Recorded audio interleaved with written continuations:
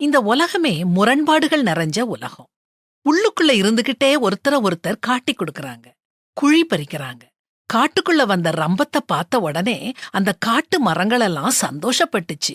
ஆஹா, நம்மில் ஒருத்தன் தான் அந்த ரம்பத்துக்கு கைப்பிடியா போயிருக்கிறான், நமக்கு கெடுதி செய்ய மாட்டான்னு நினைச்சு ஆனந்த கூத்தாடிச்சுது. ஆனா ரம்பம் மரங்கள வெட்டும்போதுதான் அந்த கைப்பிடியோட துரோகம் அந்த மரங்களுக்கு புரிஞ்சது.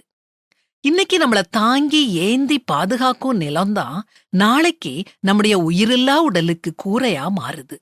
தண்ணீர்ல அழகா சந்தோஷமா நீந்தி விளையாடிக்கிட்டு இருந்த மீன் மேல தண்ணீர் அன்பு செலுத்துச்சுதுன்னா அது சமைக்க பயன்பட்டிருக்குமா?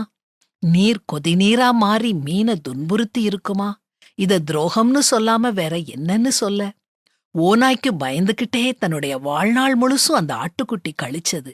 ஆனா கடைசியில அத கொன்னது ஓநாய் இல்ல, அது நம்பிக்கிட்டு இருந்த மேய்ப்பன் தான். எப்பவும் அவனுக்கு வழிகாட்டியா அவனோடையே இருந்த ஊன்றுகோல அந்த பார்வை இல்லாதவன் தூக்கி போட்டுட்டான் பார்வை கிடைச்ச உடனே. என்னைக்கு நம்ம அப்பா இறந்து போறாரோ அன்னைக்கு தான் நம்மள விட அதிகமா நேசிச்சவரை இழந்துட்டோமேன்னு நமக்கு புரியும். அதுவரைக்கும் அவருடைய அன்பும் கரிசனையும் பாசமும் தெரியாது. இதுவரைக்கும் அவர் மதிப்பு தெரியாம அவர் அலட்சியப்படுத்தியிருக்கிறோமே, இதுவும் ஒரு வகையான துரோகம்தானே.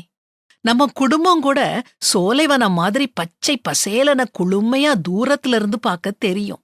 ஆனா பக்கத்துல வந்து பார்த்தாதான் ஒவ்வொரு மரத்துக்கு இடையிலேயும் எவ்வளவு அதிகமான இடைவெளி இருக்குதுன்னு தெரியும். இதுல இருந்து நமக்கு என்ன தெரியுதுன்னா, நம்முடைய நம்பிக்கைக்கு பாத்திரமானவரு ஆண்டவர் மட்டும்தான். அவரை மட்டுமே நம்புவோம், அவர் நம்பிக்கைக்கு ஏற்றவங்களாய் இருப்போம். நாம் உண்மை இல்லாதவர்களாயிருந்தாலும் அவர் உண்மையுள்ளவராயிருக்கிறார்னோ.